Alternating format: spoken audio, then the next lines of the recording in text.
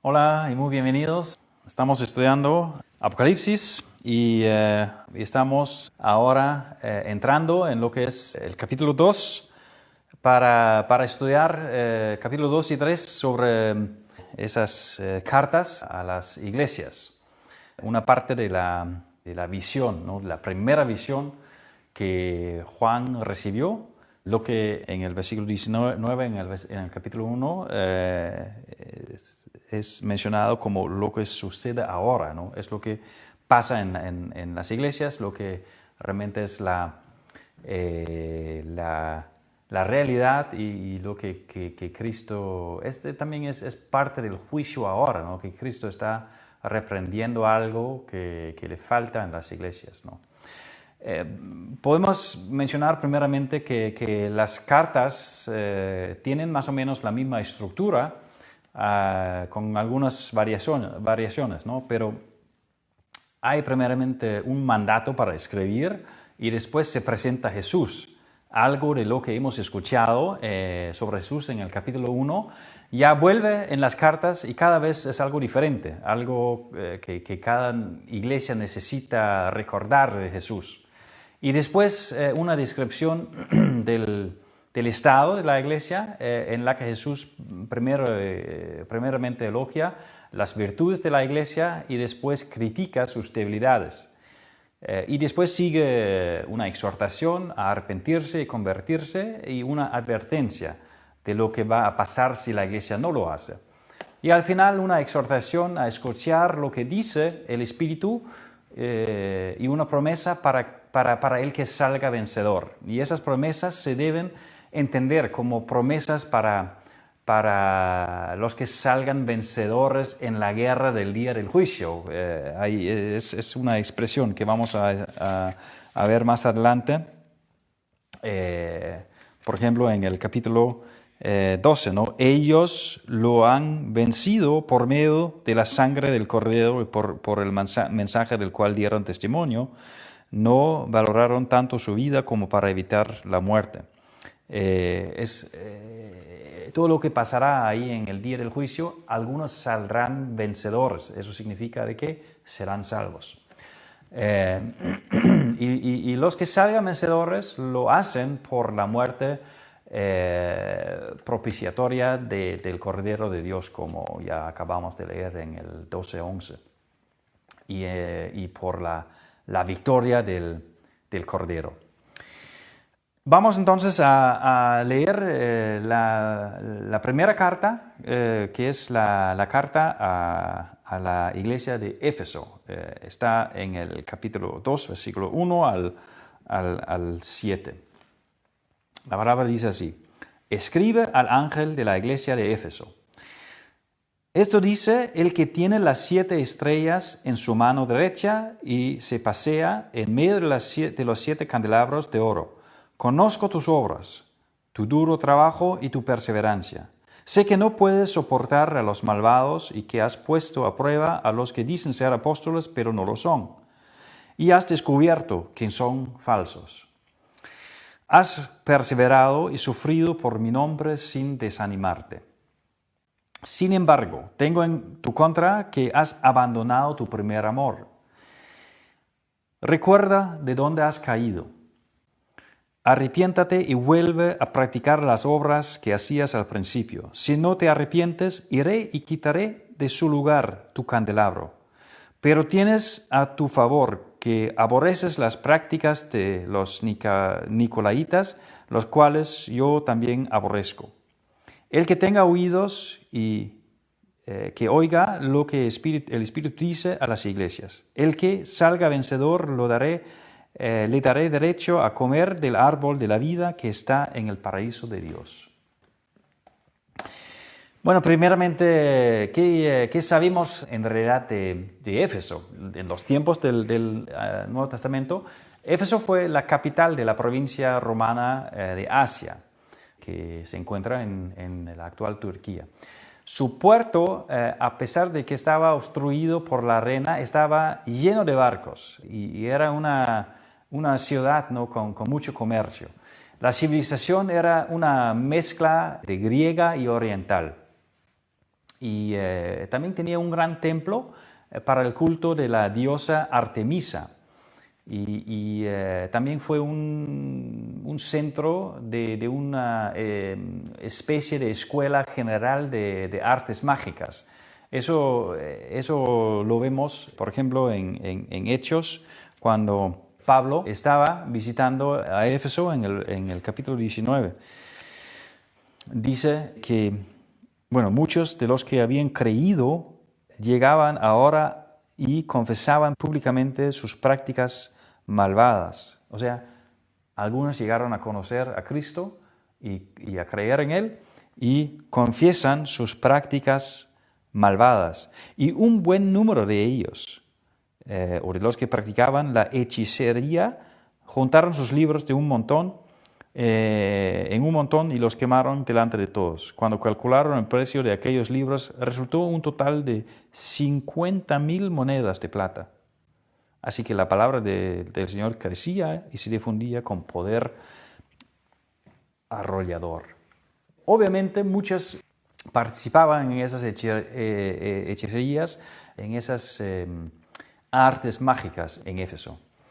Aquí dice, ¿no? La iglesia, escribe al ángel de la iglesia de Éfeso, ¿no? Y el término iglesia en todo el Apocalipsis se interpreta como la iglesia local. Claro, sabemos que las 7 iglesias representan en su totalidad a toda la iglesia, pero aquí hablamos de una iglesia local. Y esta congregación es la que había fundado el apóstol Pablo y la cual es registrado en el libro de Hechos. Esa fundación, ¿no? Es registrado en el capítulo 18. Pablo, en su primera visita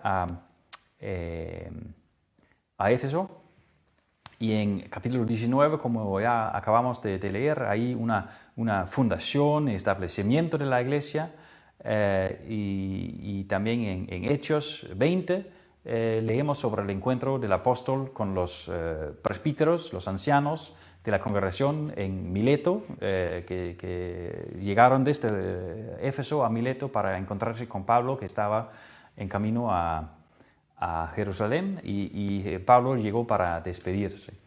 Y probablemente en el año 62, estando preso Pablo en Roma, escribió una de sus cartas más profundas a los creyentes en la iglesia de Éfeso, la carta a los Efesios. Y esta congregación también fue servida por Timoteo, y de acuerdo a 2 Timoteo 4:19, vemos que él estaba justamente ahí, sirviendo como líder, como pastor, y la tradición también dice, ¿no?, de que él es considerado el primer obispo de Éfeso. En el libro, la carta de Pablo a Timoteo, la segunda carta, ahí también manda saludos a personas que estaban en Éfeso, personas que conocemos de Hechos que estaban en Éfeso. Entonces, es lo que sabemos, así brevemente, hablando de esa iglesia, ¿no? Y el destinatario es entonces el ángel de la iglesia de Éfeso. Y bueno, por lo tanto, el ángel debe ser el líder, el pastor de la iglesia. Y bueno, Cristo tiene las 7 estrellas en su mano, y esto significa que realmente les tiene cuidado, y que las guarda a las iglesias y también guarda a sus líderes.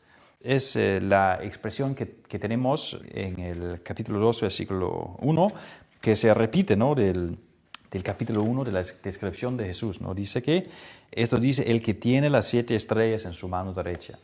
El hecho de que tiene las estrellas o los líderes en su mano derecha, eso significa realmente que él tiene poder, ¿no? Porque es una referencia al Antiguo Testamento, donde se habla en varios lugares sobre la mano derecha de Dios como una ilustración de su poder y su voluntad de intervenir en este mundo.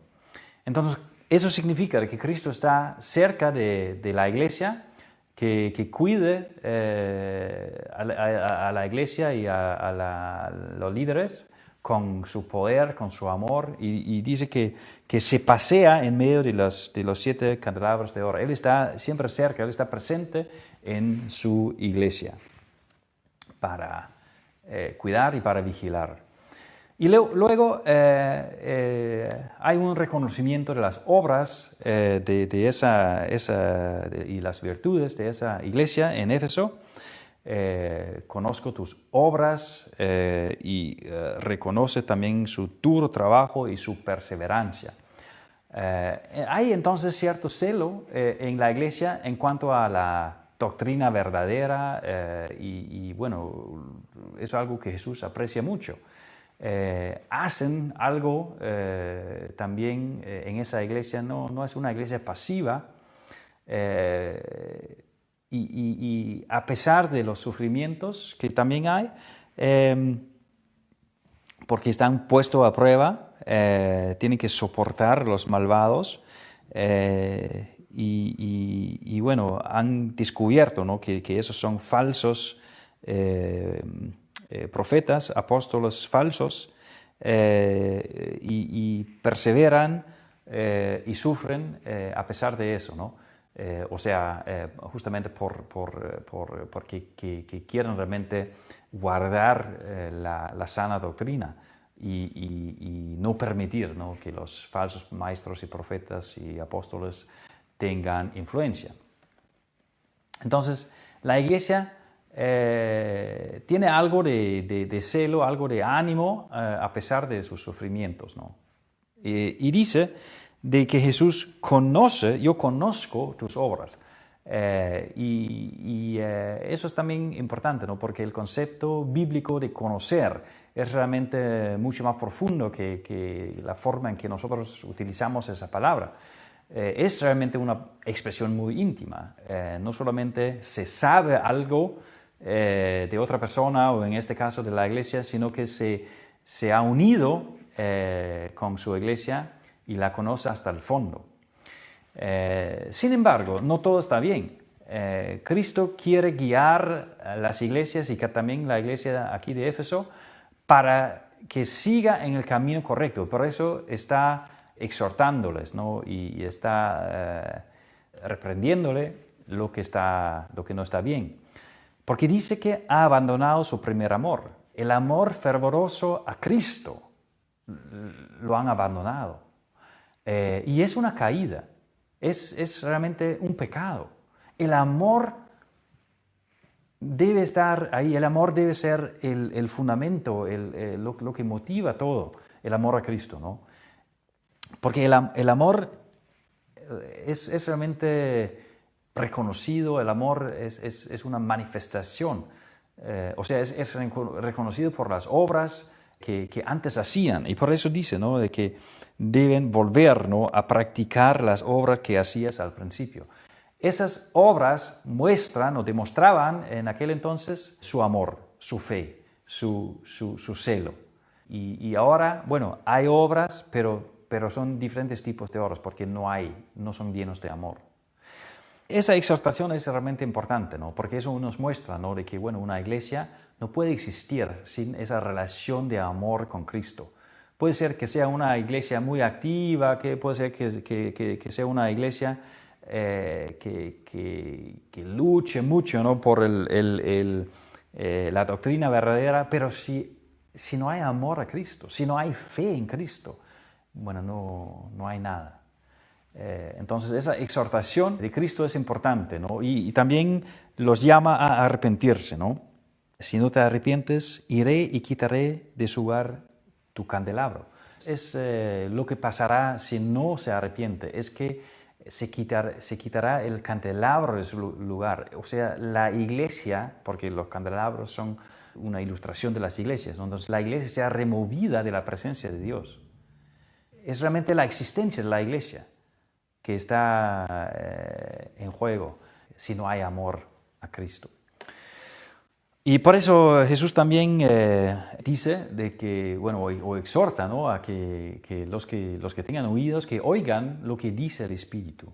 Porque el Espíritu, ¿qué quiere hacer el Espíritu? El Espíritu quiere hacernos volver a Cristo. El Espíritu quiere hacernos reconocer nuestro pecado nuestra frialdad en el corazón y hacernos volver a Cristo y amarlo nuevamente por su amor a nosotros, por su obra por nosotros. Entonces, eso se trata de oídos espirituales, ¿no? No solamente estar presente, oír, hacer que pasen todos los elementos del culto, no, de tener oídos espirituales para escuchar y oír lo que dice la palabra de Dios. Y nos damos cuenta entonces de que hay una relación cercana entre la situación antes de la caída de Adán y Eva en el Edén y la vida eterna.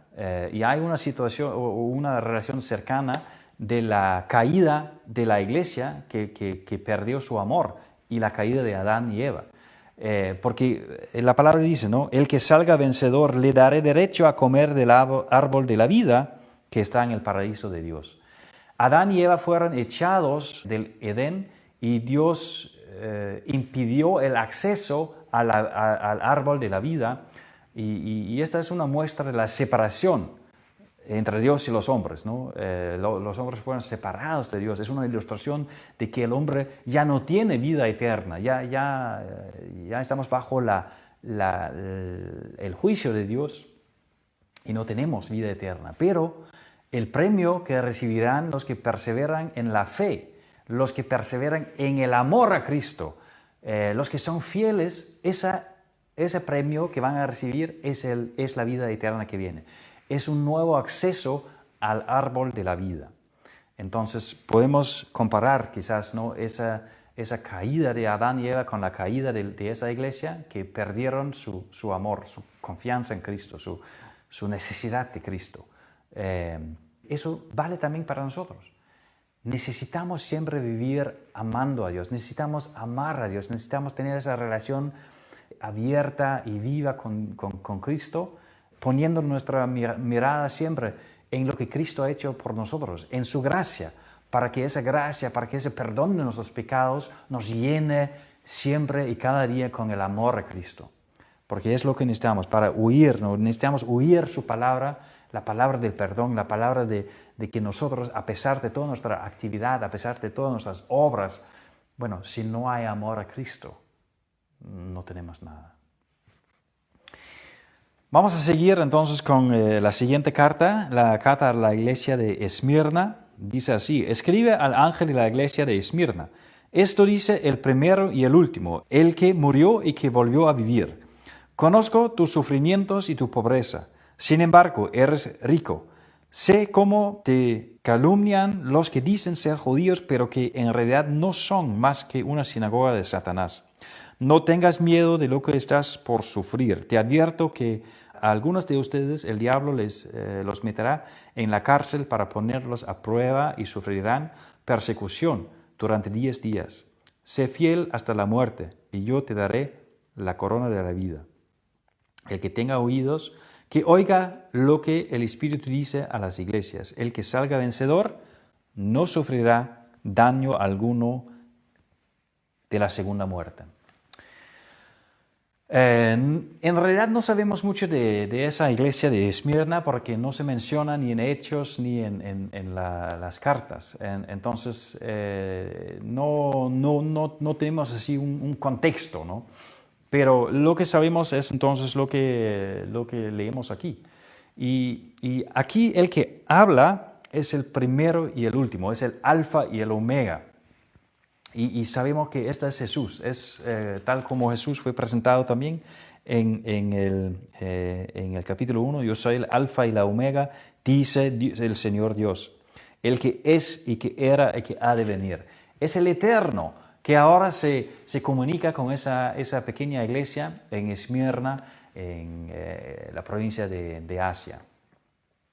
Y el alfa y el omega es Cristo, es Dios que es Cristo, porque Él es justamente el eterno Hijo de Dios. Él es quien murió y vivió, como dice también, ¿no? Y el que murió y volvió a vivir. El que volvió a vivir. Y no hay otra persona que haya hecho esto. No hay otra que tenga esa autoridad que tiene Cristo. Porque nadie ha vencido la muerte tal como hizo Jesús. Y esa presentación del remitente le da mucho peso e importancia, ¿no?, al mensaje que escribe, que recibe esa iglesia, ¿no?, porque es Cristo, el Todopoderoso, el eterno Hijo de Dios, que se comunica con ellos. Y es una iglesia que pasa por muchos sufrimientos, nos damos cuenta de eso. Sufrimientos, por ejemplo, por la sinagoga de Satanás. ¿Y qué es eso? Bueno, sabemos que había muchos judíos en esa área y que estaban entre los primeros y entre los peores en cuanto a la persecución de los cristianos. Pero esta expresión nos muestra que en realidad no son verdaderos judíos, no, están realmente bajo el poder de Satanás. Rechazan fuertemente el Evangelio, rechazan a Cristo como el Mesías, rechazan todo el plan de salvación que tiene Dios para ellos y para todo el mundo. Y por eso también, por su maldad, esa maldad es una demostración, ¿no?, de que están bajo el poder de Satanás. En realidad Jesús no tiene ningún reproche a la iglesia en Esmirna. Es la variación que tenemos, ¿no? Porque, claro, como ya mencioné, las cartas tienen más o menos la misma estructura, pero hay variaciones. Y la variación en esa carta es que Jesús no tiene ningún reproche a los cristianos de Esmirna. El que murió y volvió a vivir conoce los sufrimientos de su iglesia y habla de esa manera, ¿no?, para demostrarles, ¿no?, de que Él está juntamente con ellas en sus sufrimientos. Él murió, Él sabe qué es el sufrimiento, pero ahora ha vuelto a vivir y sigue viviendo para estar con ellos y para poder darles consuelo en medio de sus sufrimientos. Y para hacerles perseverar. Y les advierte contra los sufrimientos futuros. Dice, ¿no?, te advierte que a algunos de ustedes el diablo les meterá en la cárcel para ponerlos a prueba y sufrirán persecuciones durante 10 días. Una advertencia contra el sufrimiento que vendrá. Y que simplemente es un aumento, ¿no?, del sufrimiento que ya han sufrido. Y en medio de eso, ¿no?, les exhorta, ¿no?, a que sean fieles,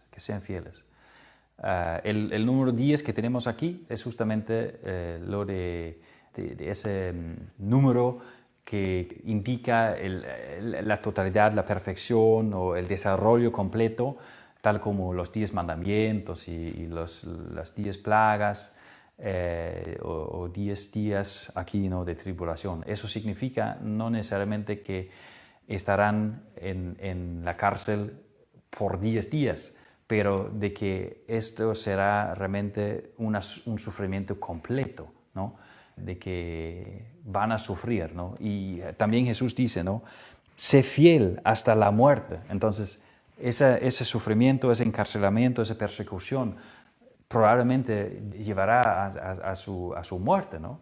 Entonces Jesús les exhorta a que sean fieles hasta la muerte en medio de esa persecución, ese sufrimiento completo.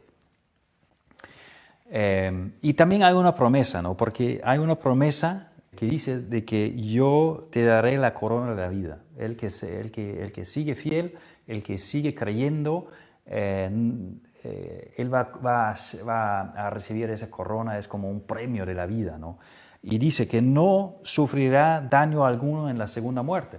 Van a recibir la vida eterna y no van a morir para siempre. Puede ser que los adversarios y el diablo puedan herirlos y hacerles daño en esta vida, pero tendrán vida eterna, que es la corona de vida, ¿no?, por causa de su fe, y no van a sufrir la perdición eterna, que es la segunda muerte que menciona aquí.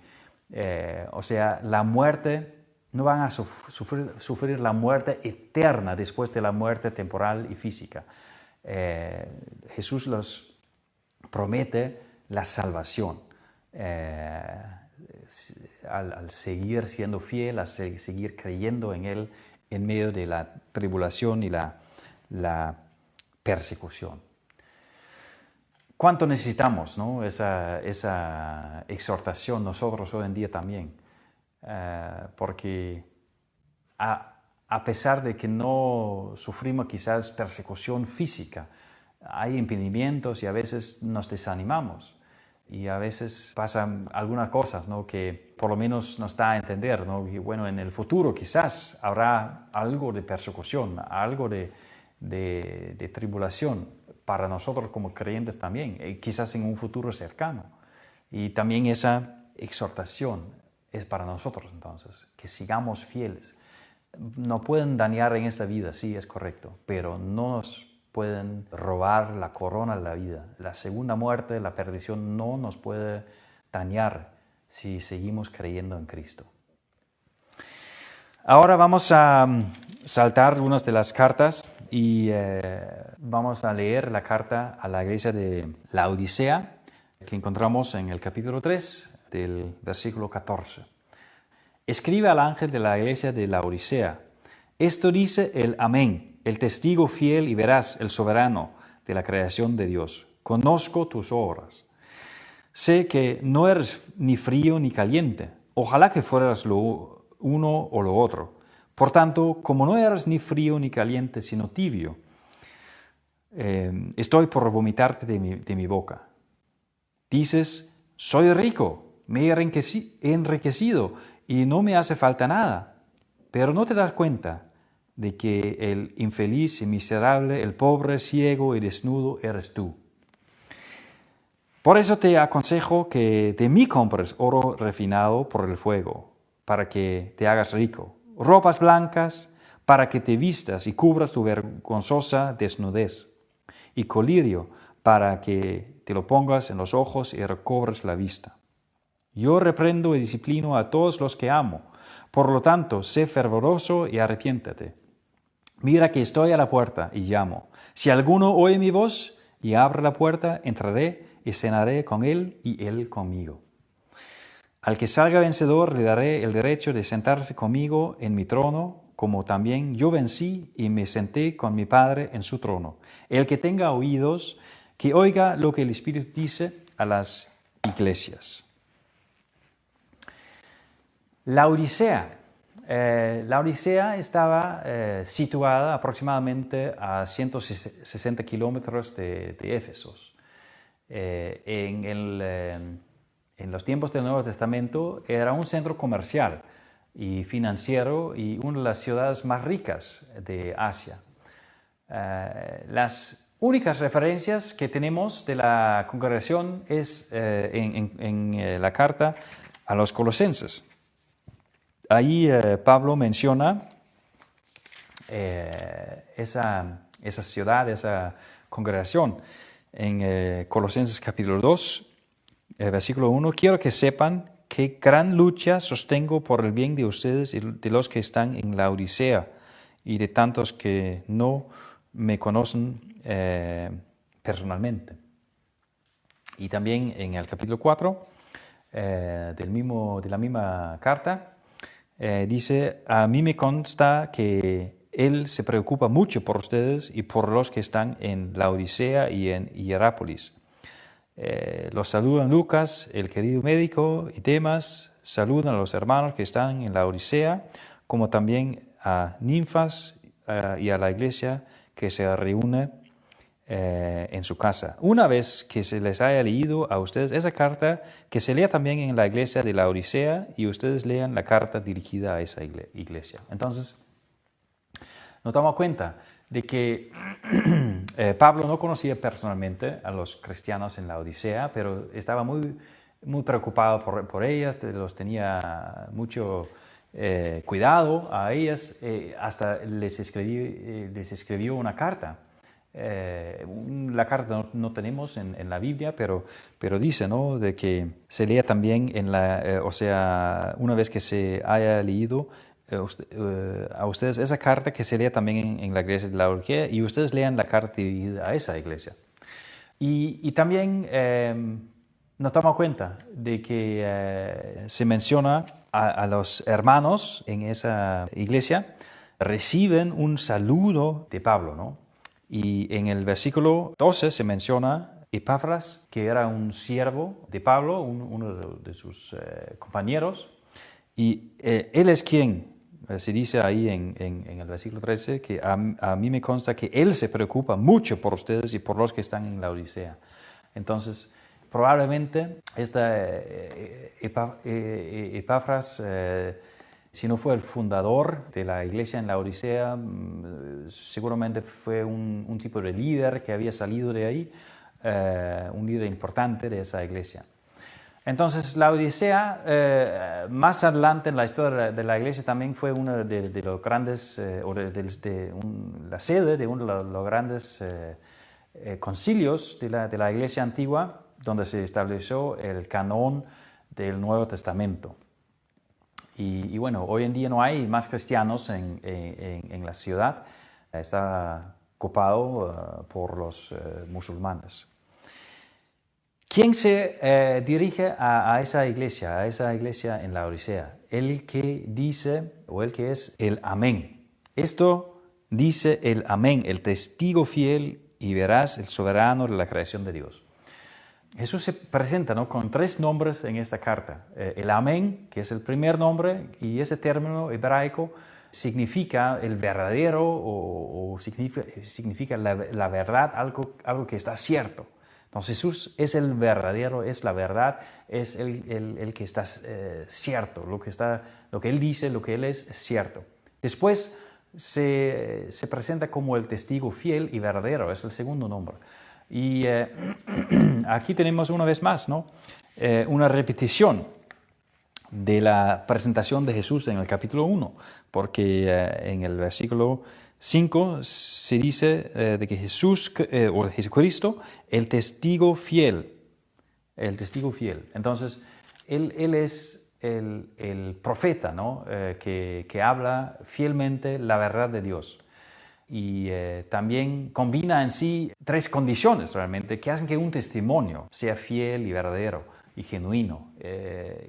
Eso es que primeramente Él personalmente toma conocimiento de lo que habla, él debe saber, él debe conocer lo que está hablando. Jesús sabe de lo que está hablando. Y además, para dar un testimonio fiel y genuino, debe ser capaz de testificar esa verdad que él conoce a otros. Debe ser capaz de eso. Y Jesús, que tiene la espada de 2 filas, la palabra de Dios, sí es capaz de testificar. Y también la tercera condición es que hable sinceramente. Y Jesús es quien habla la verdad, es el Amén, es el quien es realmente la verdad. Y también dice, ¿no?, de que es el soberano de la creación de Dios, o sea, el principio de la creación de Dios. Y esto es su tercer nombre. Él es Amén, es el testigo fiel y es el soberano de la creación de Dios. Por Cristo, las cosas creadas fueron llamadas a la existencia. Él es el principio de todas las cosas y su existencia, ya que todo fue hecho por medio de Él, según lo que afirma tanto Juan en su capítulo 1 y también en Colosenses capítulo 1. Hay razones por esa triple designación de nombres a Jesús relacionado con la Odisea. Verdad. La verdad está relacionada con la sinceridad que le faltaba a esa congregación. Y a pesar de que no les gustara el mensaje, Jesús era realmente fiel y verdadero, por lo cual tenían que admitir que Él tenía razón también en su juicio. El hecho de que no son ni fríos ni calientes, ¿no?, eso significa de que le falta sinceridad. Pero Jesús es verdadero y Él les habla verdaderamente. También se habla de sus riquezas, ¿no? Realmente sus riquezas, los cristianos, por sus riquezas, se tornaban autosuficientes, se volvieron realmente satisfechos en sí mismos y en sus riquezas, no reconociendo de quién procedían todas las cosas, de quién era realmente sus riquezas, quién era Él que habían creado sus cosas, riquezas, sus bienes materiales, y entonces ¿quién deberían realmente estar dependientes? ¿De quién deberían estar dependientes? No de sus riquezas, no deberían ser autosuficientes, sino que deberían depender de Él, que es el soberano y el principio de todas las cosas, el que crea en todas las cosas. Dice entonces que conozco tus obras. Las obras de una persona son el fiel reflejo de lo que tienen en el corazón, en el interior. Y solo el Señor conoce el corazón de los hombres. Por eso también las obras, ¿no?, sirven de evidencia, especialmente en el juicio final. Dice, ¿no?, que todos fueron juzgados basándose en sus obras. No es porque la obra en sí salva, pero las obras evidencian la fe que está en el corazón del hombre. Y es muy posible que los miembros de esta congregación se creían grandes creyentes, y por eso el Señor ataca tan directamente, ¿no? Conozco tus obras y sé que no eres ni frío ni caliente. Y eso significa de que su fervor no era sincero. Los fríos son aquellos que en su corazón no está presente en el Evangelio, no aman a Cristo, no aman al Evangelio, a ellos no les importa el Evangelio, porque no lo conocen y porque lo han rechazado. Calientes son aquellos que siguen a Cristo con una fe verdadera, las cuales se manifiestan en obras de amor, frutos de la fe justificante. Los de la Odisea no eran ni fríos ni calientes, eran tibios. Y esta es una situación angustiante. Probablemente esta carta fue escrita 30 años después de su fundación y ya se les había apagado el fuego de la fe, el fuego que fue puesto por el Espíritu Santo. Pero ya, después de 30 años, habían dejado la sinceridad de la fe, ya se habían dormido realmente, se habían vuelto en un cristiano indiferente. Pero Jesús dice entonces en el versículo 16, ¿no?, de que por tanto, como no eres ni frío ni caliente, sino eres tibio, estoy por vomitarte de mi boca. Y esta es la afirmación que Jesús hace también en Mateo capítulo 12, versículo 30, ¿no?, diciendo: el que no está a mi favor está en contra mía, y el que conmigo no recoge, desparrama. A pesar de ser tan terminante con esta afirmación, Jesús no cierra la puerta definitivamente, ya que el verbo utilizado significa realmente, o tiene el sentido de estoy a punto de vomitarte. Entonces, todavía no lo ha hecho, no los ha echado fuera. Y este texto, sin dudas, es una prueba de la paciencia de Jesús con los creyentes flojos e indiferentes, ¿no? Porque a pesar de que ya son tibios, Jesús todavía no los ha echado fuera. Él los está llamando a volver, les está dando otra posibilidad, ¿no? Porque dice: el que a mí viene, nunca lo voy a echar fuera. Pero esta iglesia realmente se juzga a sí mismo, ¿no?, y se absuelve. Creía que tener todo el dinero y una supuesta riqueza moral, seguramente también, ya no precisaba nada. Tenía todo, pero pareciera que en realidad carecía de todo. Así nos dice Jesús aquí. Esto es algo parecido al fariseísmo, del que tanto Jesús repudió y trajo a la luz. Una careta que muestra algo que en realidad no son. Y Jesús con la Odisea fue mucho más duro con los fariseos. Desventurado, miserable, pobre, ciego, desnudo, dice, ¿no? Infeliz, ¿no?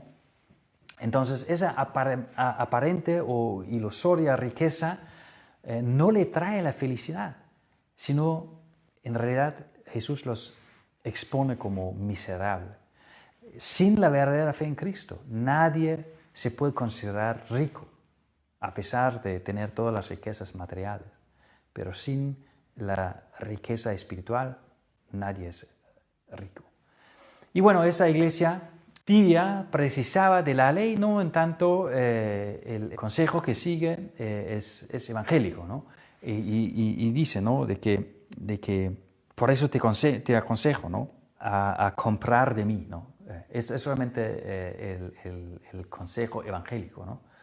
Y reciben la ley, esa palabra de la ley, ¿no? el juicio sobre su vida, pero Jesús también les invita a comprar de Él, ¿no? Comprar oro de Él, oro refinado de Él, y comprar ropas blancas, porque, bueno, esas personas ricas estaban espiritualmente desnudas, pero que compren ropas blancas de Jesús. Es la ropa de la justicia ofrecida por Cristo a través de su sufrimiento y a través de su muerte en la cruz. Es esa justicia, esa vestida de justicia que necesitamos todos para estar delante de Dios en el día del juicio y para entrar en la vida eterna.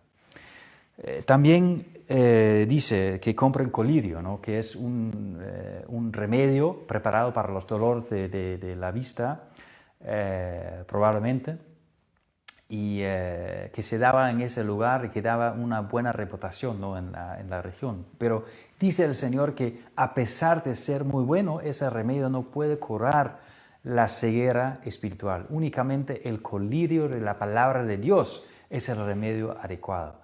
El colirio, que era muy conocido en esa región para sanar la enfermedad de los ojos, no les ayuda para nada. Necesitan el colirio, el bálsamo de la palabra del Evangelio de Dios. Y eso es realmente lo que Cristo hace, ¿no? Predica la ley, pero también les invita con el Evangelio. Y lo importante es también darse cuenta, ¿no? de que Jesús reprende y disciplina a todos los que ama. Esa reprocha y esa exhortación no viene de la ira de Dios o de la ira de Cristo, sino de su amor.